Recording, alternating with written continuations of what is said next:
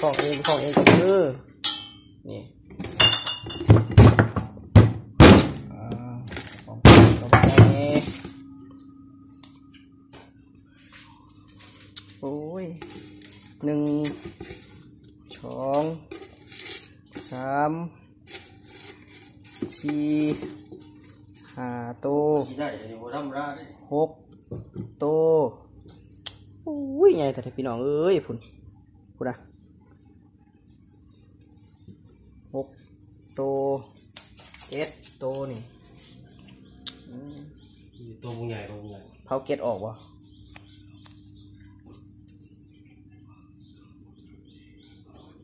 ดูขั้นตอนการคั่วสำเร็จนี่คือเซฟเขาเซฟกระทะเหล็กเซฟคั่วฟองนี่กวดเซฟกระทะเหล็กนี่ฮะ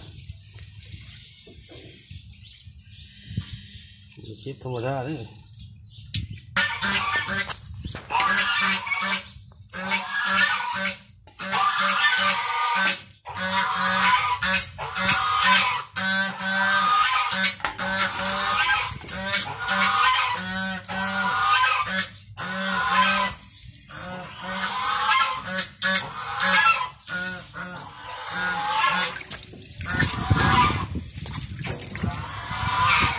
เล่น2 ตัว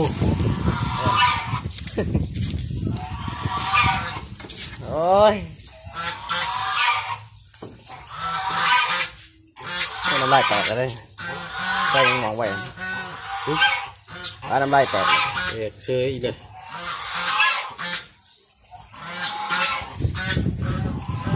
เจ็ดตับเหมือนตับหวาน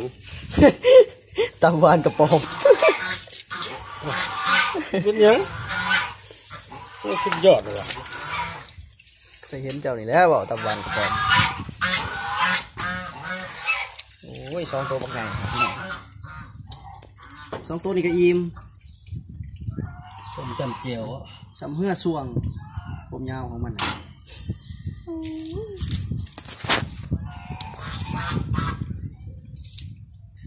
ออกบีมัน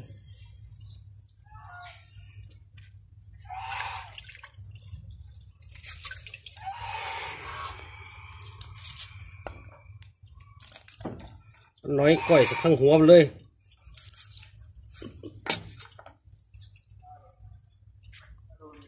โอ้เดียว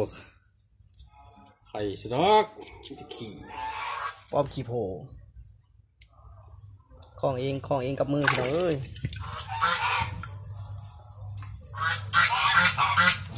กิน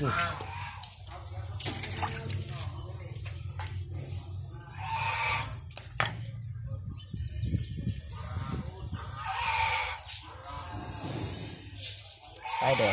ดก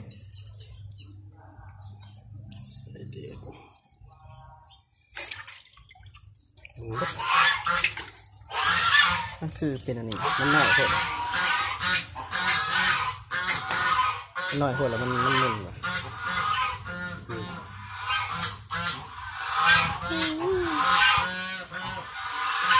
ไก่และไก่ซีเดโออาหารกินเลยวายุ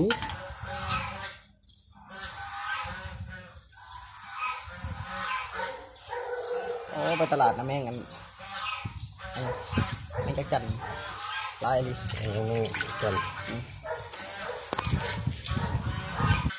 แล้วก็มายำปิ้งสำราญแล้วมายำบ่ดีกันก่อนตอนกันปิ้งนะนี่แต่อีกาโอ้ย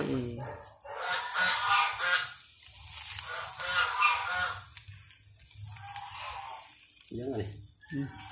ตับมันตับกระป๋อมโมเมนต์ตับมันสีเนื้อหางมันชัวโอ้ยน้ำย่อยเลยบ่เอาพอดีน้ำย่อยบ่มาดอกเอาสีชุกๆเนี่ยหน่อยนึงบ่น้ำย่อยนิดนึงเหี่ยมนิดนึงไล่มันก็เบิ้ลรสชาติมันแล้วนี่ขั้นตอน อนการผักพี่น้อง ทำการขยี้ ขั้นตอนการผักหวานเลยใกล้แล้วใกล้สิได้สำเร็จแล้ว ได้แล้วบ่ ใกล้สิได้ชิมแล้ว ชิมคำใหญ่ๆเนาะ โอ้กระจายเลยตัวมันบักไงพันจะบีบเขาพ้นเขาโพดพ้นหก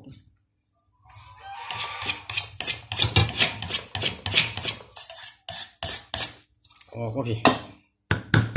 คุณนะ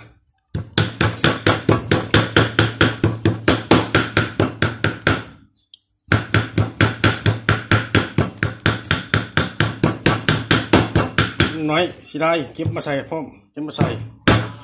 คล่องเมื่อย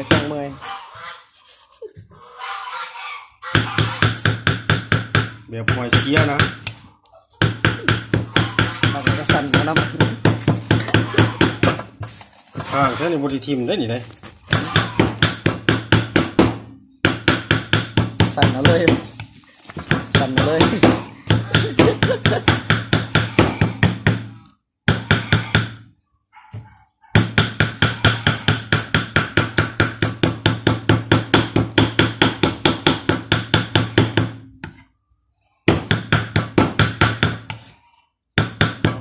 เรื่องเลยไม่ต่อ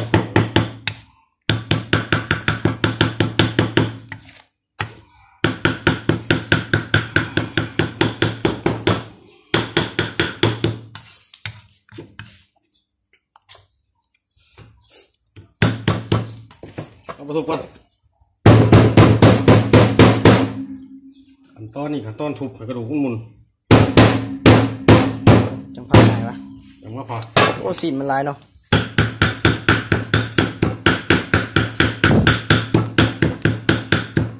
สักกี่หันแล้วเหรอการยังสุดยอดสำเร็จชิมเขายังไง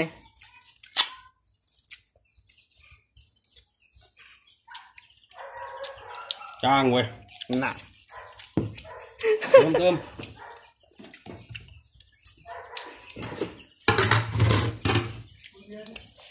ก็บอกเป็นหนักว่ะเป็นน้ำคอยกระบอกมันจะมีน้ำชิมดู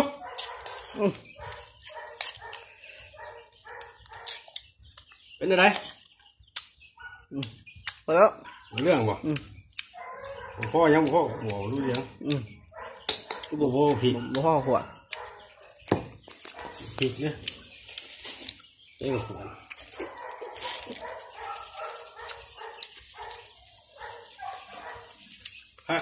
ครับ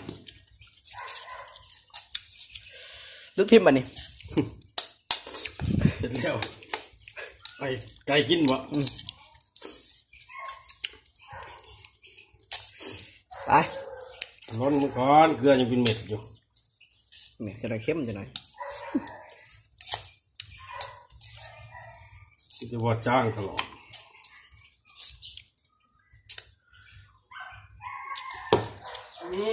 ไปหน้าเรื่องนี้ลงไป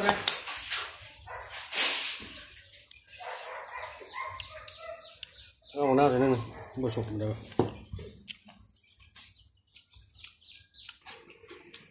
ทำโตให้บุญตลอดดีเทียมมาสุดยอดป่ะ